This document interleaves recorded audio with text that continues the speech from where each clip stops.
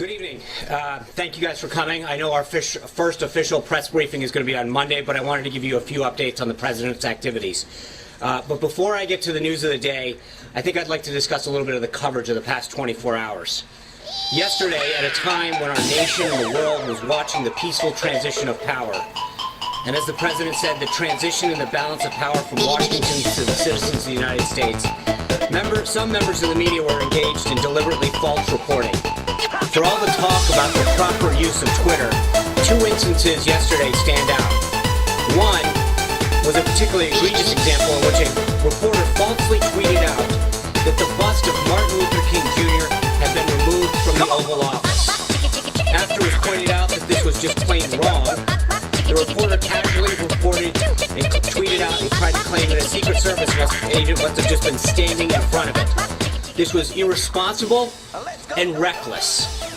Secondly, photographs of the inaugural proceedings were intentionally framed in a way, in one particular tweet, to minimize the enormous support that had gathered on the National Mall. This was the first time in our nation's history that floor coverings have been used to protect the grass in the mall. That had the effect of highlighting any areas where people were not standing, while in years past, the grass eliminated this visual. This was also the first time that fencing and magnetometers went as far back on the wall, preventing hundreds of thousands of people from being able to access the mall as quickly as they had in inaugurations past.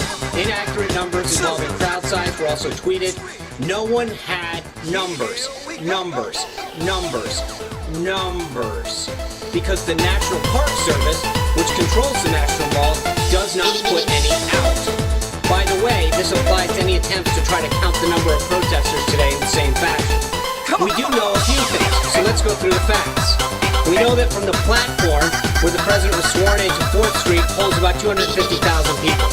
From 4th Street to the media tent is about another 220,000. And from the media tent to the Washington Monument, another 250,000 people. All of this space was full when the president took the oath of office. We know that 420,000 people used the D.C. Metro public transit yesterday, which actually compares to 317,000 that used it for President Obama's last inaugural. This was the largest audience to ever witness an inauguration, period, both in person and remote. Even the New York Times printed a photograph showing that a misrepresentation of the crowd in their original tweet in their paper, which showed the full extent of the support, depth, and crowd and intensity that existed. These attempts to lessen the enthusiasm of the inauguration are shameful and wrong. The president was also at the Central, as you know, the president was at the Central Intelligence Agency today and greeted by a raucous